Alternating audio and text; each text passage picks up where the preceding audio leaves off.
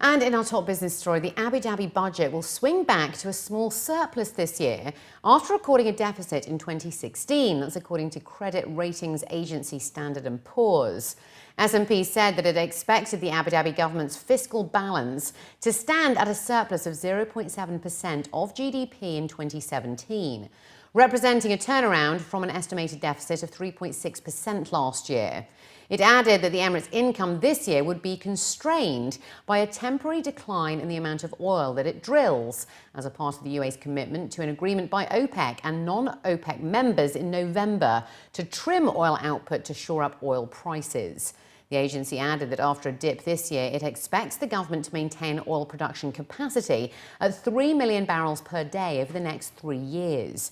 This, alongside the introduction of value-added tax in 2018 and new taxes on hotel stays and expat rents, will help the Abu Dhabi government post surpluses averaging 4.5% of GDP in 2018 to 2020. S&P maintained Abu Dhabi's AA1 rating with a stable outlook, citing the Emirates' strong fiscal position, rich currency reserves and extremely high GDP per capita, which it estimates at $75,000 in 2017. The ratings agency forecasts that real economic growth would recover to average about 2.7% in the coming years, based on a rising oil price and on the government increasing oil production capacity to 4 million barrels per day by 2021. January data signalled a solid improvement in the health of the UAE's non-oil private sector. That's according to the Emirates NBD UAE Purchasing Managers Index, which climbed to a 6-month high. According to a statement underpinning the latest upturn were expansions in output and new work, with the latter supported by improved foreign demand. In response to increased new business, companies raised their payroll numbers for the 9th straight month.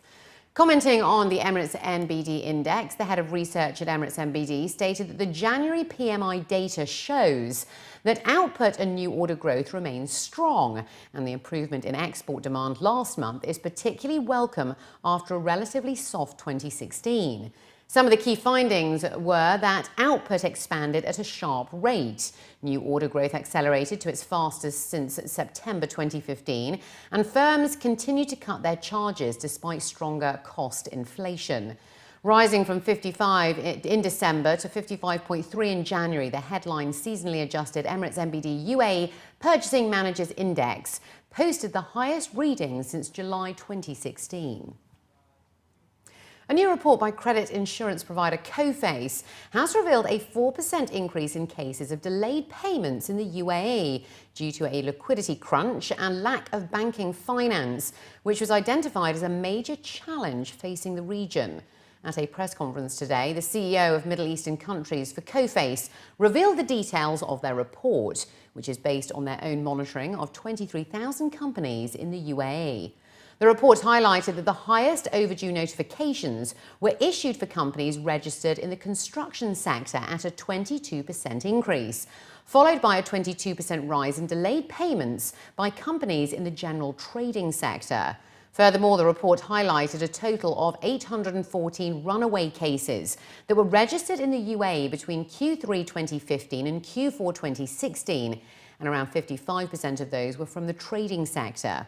It was added that the economic sentiments are also fueled by emotional perspectives, and during the same period, 21% of the companies had graded the economic environment at E. Commenting on the outlook, the CEO of Coface added that H1 2017 will witness similar challenges related to risk insolvency and a delay in payments. However, as fragile companies are no longer operating, H2 2017 is expected to witness an improvement, largely due to the implementation of the insolvency law.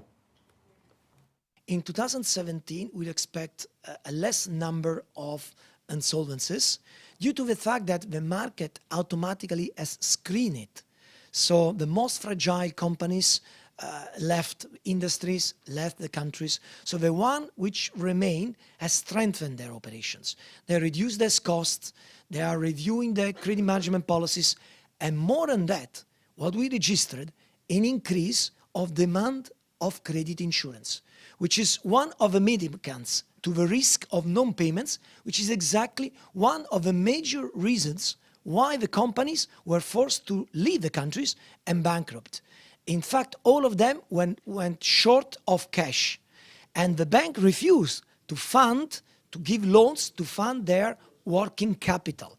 So I think that if the companies in Dubai and in UAE will protect more against the risk of non-payment, I think they will be more resilient to the recession, which is still here actually, because 2017 we expect the global economy to grow at the level of 2.7%, but still is very, very small and is the lowest growth actually since the great recession we had in 2009. On a global level, the CEO added that emerging countries can expect growth rates of up to 4.1% due to an increase in oil prices and demand recovery with a 2.7% growth for the world economy as a whole. With expectations of the oil price to stabilize to around $60 a barrel by 2017.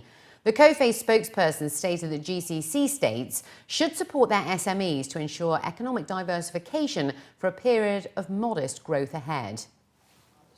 One element of, not concern, but of weakness is the banking system, which as of today did not support that much the SMEs, presumably because there was no insolvency law, because presumably there were not many guarantees, there was not very high, I would say, structure and processes to manage the finance part of this company, of these SMEs.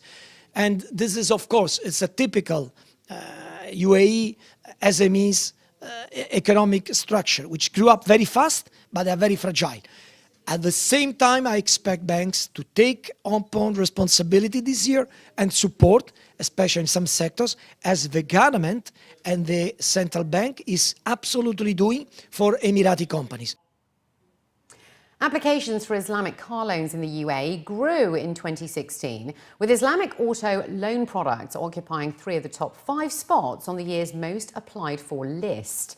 According to analysis from compareitforme.com, the number of users applying for Islamic car loans increased by 64.79% from 2015 to 2016.